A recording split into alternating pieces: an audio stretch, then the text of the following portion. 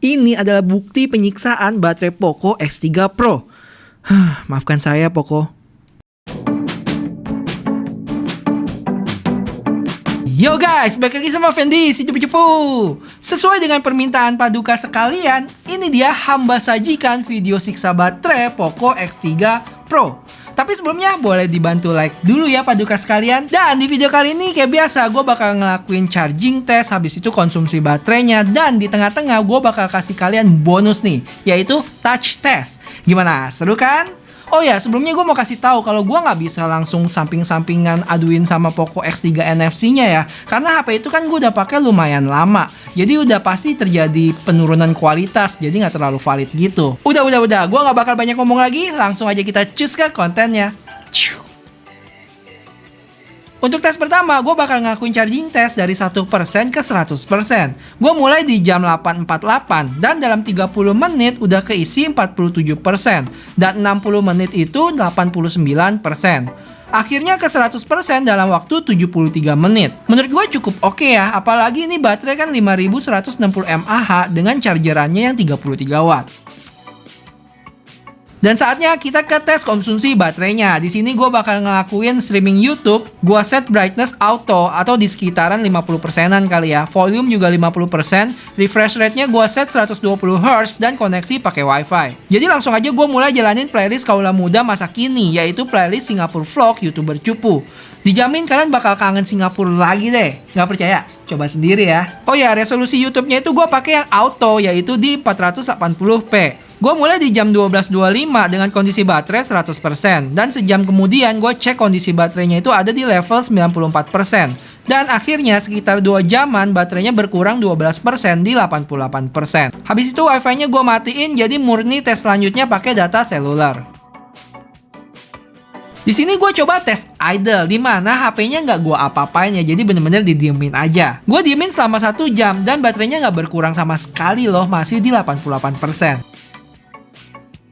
Langsung aja habis itu gue lakuin tes video recording di jam 14.25 dengan resolusi 1080p 30 fps. Gue jalanin terus sampai sejam dan baterai sekarang 71% atau berkurang sekitar 17%. Untuk suhu lumayan anget doang, tapi nggak sampai yang panas. Masih belum puas, gue lanjut recording 4K 30 fps sejam juga. Sebagai informasi buat kalian, sama kayak HP-HP baru Xiaomi lainnya, ternyata untuk recording 4K dibatasin selama 8 menit. Jadi bakal stop sendiri recordingnya. Dan setelah sejam baterainya tinggal 53% atau berkurang 18%. Wah, nggak jauh beda juga ya ternyata sama recording 1080p.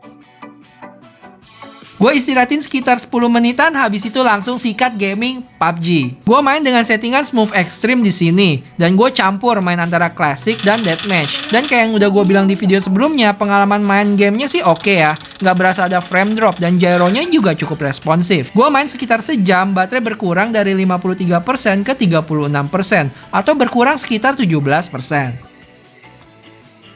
Setelah kelar gaming, gue lanjut ke sosial media. Di sini gue main-main Instagram, balasin komen kalian di YouTube, googling, dan browsing-browsing berita. Selama sejam baterai berkurang sekitar 7%. Dengan catatan gue ingetin lagi, ini pakai yang 120 Hz-nya. Akhirnya sampai juga kita ke bonusnya, yaitu tes touch. Apakah ada ghost touch? Multi touch-nya gimana? Langsung aja gue bahas di sini. Pertama gue coba apps Real Drum, dan sejauh gue main sih aman-aman aja ya. Cukup responsif juga waktu dipencet untuk tiap-tiap drumnya. Ini dia, kalian bisa lihat. Lanjut ke multi touch test, waktu gue coba 4 jari dan 6 jari cukup oke ya. Cuman waktu coba 8 dan 10 jari agak kedap-kedip gitu. Padahal jari gue diem aja. Jujur ini gue nggak tahu ya apakah ada masalah dengan aplikasinya atau gimana. Tapi yang jelas jari gue sih nempel dengan baik ya di layarnya. Tes terakhir gue coba drawing apps. Di sini gue coba bikin garis dan kita lihat bakal ngikutin pergerakan jari gue atau enggak. Kalau keputus-putus artinya ada masalah screen touch-nya. Dan kalau dilihat sih aman-aman aja ya. Touch test ini gue main sekitar 9 menitan dan baterai berkurang 2%. Dan sekarang di jam 19.49. Nggak lama gue langsung coba tes navigasi Google Maps supaya kalian ada gambaran nih kalau pakai Maps-nya itu bakal habis berapa persen sih. Gue mulai tes ini di jam 19.51 dengan baterai 27%. Dan di sini gue set navigasi di satu tempat dan gue diemin aja selama sejam. Walaupun gue cuma diemin aja HP-nya, tapi gue yakin kok GPS-nya tetap jalan. Koreksi gue ya kalau salah. Hasilnya baterai berkurang 7% selama sejam, sekarang tinggal 20%. Untuk idle kedua ini gue bikin agak lama ya. Jadi kita simulasiin kalau misalnya kita tidur baterainya bakal habis berapa lama. Dan gue diemin selama 6 jam dan kalian tebak deh. Hayo baterainya habis berapa persen? Coba komen dulu di bawah. Dan jawabannya adalah baterainya cuma berkurang 1% doang uy. Yang tadinya itu 20% jadi ke 19%. Masih sisa 19%, gue bingung mau habisinnya gimana lagi. Akhirnya gue lanjut ngegame lagi main Genshin Impact. Gue coba pakai settingan defaultnya dia, yaitu medium dengan 30 fps. Selama main aman ya, frame drop ada tapi masih wajar. Suhu panas tapi nggak panas banget di tangan. Dan setelah main selama 43 menit, baterai tinggal 1% atau berkurang 18%. Ini dia tabel rangkuman aktivitas yang udah kita lakuin dari awal tadi. Niat banget kan gue sampai bikinin kayak gini.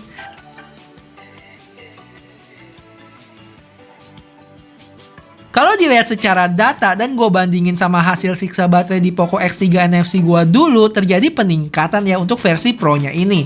Ambil simpelnya dari SOT-nya dulu nih. Misalnya, di mana SOT di versi Pro ini dapat sampai 8 jam loh. Sedangkan di versi NFC dulu itu hampir 6 jam. Buat detailnya kalian bisa langsung cek di videonya ya, nanti gue kasih linknya. Dari sini gue ada beberapa catatan buat kalian. Yang pertama itu hasil yang kemarin tuh di Poco X3 NFC gue itu adalah yang bener-bener awal-awal sekali ya. Jadi ada kemungkinan hasilnya itu bakal lebih baik lagi seiring berjalannya waktu. Karena misalnya udah ada perbaikan dari software update. Yang kedua, memang bisa aja si Poco X3 Pro ini baterainya lebih baik ya. Karena emang dari sisi prosesor dia juga udah terjadi peningkatan dari 8 nanometer di versi sebelumnya ke 7 nanometer di versi sekarang dengan Snapdragon 860-nya. Karena setahu gue emang semakin kecil nanometernya, baterainya itu juga bakal semakin hemat. Terakhir perlu diingat kalau di tes baterai ini gue ngelakuin kegiatan yang terus-terusan menguras baterai. Dan SOT 8 jam itu gue keluarin masa idle-nya. Jadi murni bener-bener pemakaian HP itu sendiri. Dan kalau emang ditanya pemakaian normal, gue yakin sih seharian lebih bisa dapet. Ya udah segitu dulu videonya, tinggal 15.000 subs lagi. Yuk, bisa yuk. Bantuin gua buat paling enggak like video ini ya. Kalau kalian bisa share, wah gua lebih seneng lagi karena bakal bisa menjangkau lebih banyak orang lagi videonya. Sampai ketemu di video selanjutnya. Bye-bye. Karena dia udah pakai prosesor yang dari